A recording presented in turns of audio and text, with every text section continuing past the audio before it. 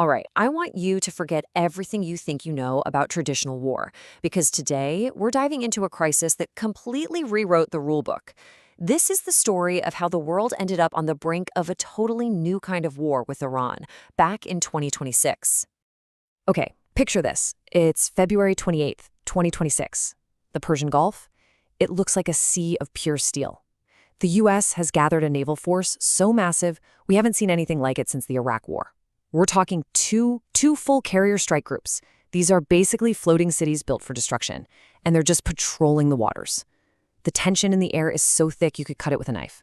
You just know, one wrong move, one little spark, and the whole region could go up in flames. And then it happens. The whole world just holds its breath as that buildup explodes into action. A flood of missiles and bombs rains down on Iran. It's a joint operation, U.S. and Israel working together. And let me be clear, this wasn't some quick surgical strike. No, this was the first day of a brand new war. So, you have to ask, right?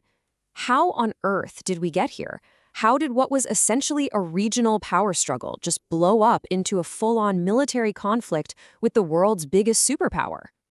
Well, the answer isn't as simple as you might think. If you really want to get what happened in 2026, you've got to look beyond the obvious headlines, the ones that just say country versus country. The real story, the one we're digging into, is about a totally different kind of power and, yeah, a new type of war. And that's what brings us to the absolute heart of this whole thing. It's this kind of shape-shifting network.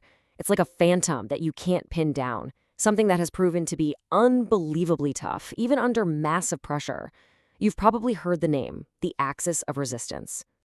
Yeah, that's a term that gets thrown around a lot, right? But what does it actually mean? What exactly is this axis of resistance? Okay, so in simple terms, think of it as a loose team with Iran as the captain. Their main goal? To push back against U.S. and Israeli influence in the Middle East. But here's the key. It's not just one country. It's more like a spider's web of allied groups. You've got Hamas in Gaza, the incredibly powerful Hezbollah in Lebanon, the Houthis down in Yemen, and then these really influential militias inside Iraq. Now, this is where it gets really interesting, because this is not your grandfather's military alliance. A traditional one, think NATO, right? It's very top-down, very structured, with formal treaties between countries. The Axis? Totally different. It's a decentralized network. It's a mix of actual countries and these powerful groups that aren't countries. And that mix is its superpower.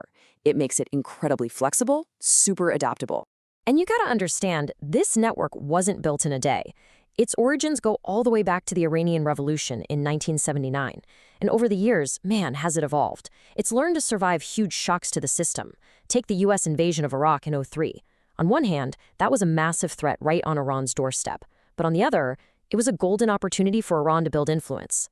Then you have the Syrian civil war, another huge moment that let Iran basically build a direct land route to its allies in Lebanon. But the real secret sauce here, the thing that makes it so strong, it's not just about weapons. This thing is an economic monster, like a hydra. It's got tentacles everywhere. In legitimate businesses, sure, but also deep in the black markets. That's how it moves money, oil, weapons, you name it. And nobody can stop it. I mean, think about it. You can slap sanctions on a country, but how do you sanction a shadow economy that's everywhere and nowhere? This thing is literally built to survive anything. Okay, so now that we've got this picture of the Axis as this tough, adoptable network, let's rewind. Let's go back to 2026 and watch how all these pieces came together in that final, tense countdown to war. It all started with a spark from within Iran itself. Late 2025, the economy collapses and massive protests break out everywhere. The government's response? It was swift and brutal. By January 2026, they'd cracked down hard and just switched off the internet. And that's the moment the U.S. starts its massive military buildup. By February, it's just this dangerous back and forth of threats and war games. And the scale of that crackdown, it was just staggering.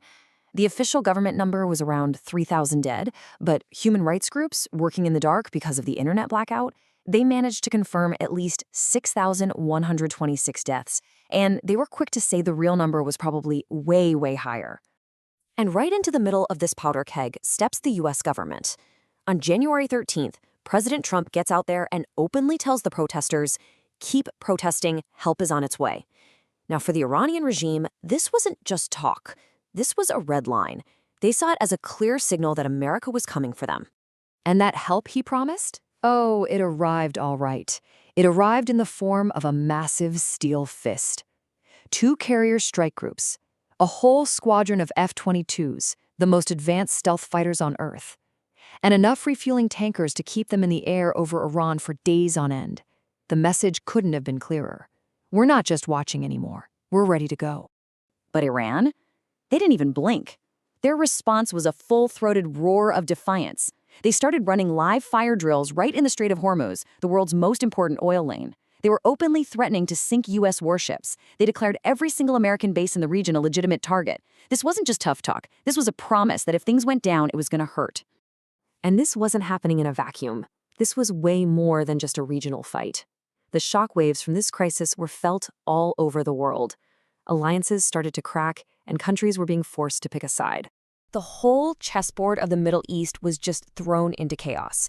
You had America's closest allies in the Gulf, like Saudi Arabia and the UAE, basically saying, no way, you can't use our airspace for an attack. They were terrified of being caught in the middle. Meanwhile, the axis of resistance was firing up, its proxy groups all promising to join the fight. And even Europe got pulled in, officially labeling Iran's Revolutionary Guard a terrorist organization. And the big global players are all over the map on this. The US was playing this two-sided game of maximum pressure, but also saying they wanted to talk. China and Russia were on the other side, condemning the US threats and calling for everyone to calm down. And then you had Israel, America's #1 ally in the region, who was all in on the military option, basically saying, we're ready to go when you are. Which brings us right back to the beginning, to those strikes on February 28th. But now, with all this context, we can see them for what they really were. Not just an attack, but the opening shot in a totally new kind of war, a networked war. Because that attack, it wasn't just drop some bombs and go home. It was this incredibly sophisticated operation, and its design mirrored the very enemy it was going after. It was an attack designed to fight a network. And this is where it gets really smart. It wasn't a head-on charge. It was a masterclass in psychological warfare, in deception.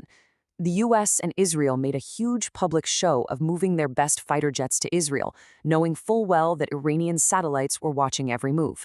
It was the oldest trick in the book. Look over here. And while Iran's military leaders were distracted by that shiny object, the real strike was being launched from somewhere else entirely.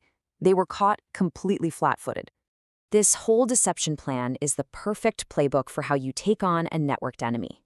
You don't just use brute force. You use information, use misdirection, you turn their own structure against them.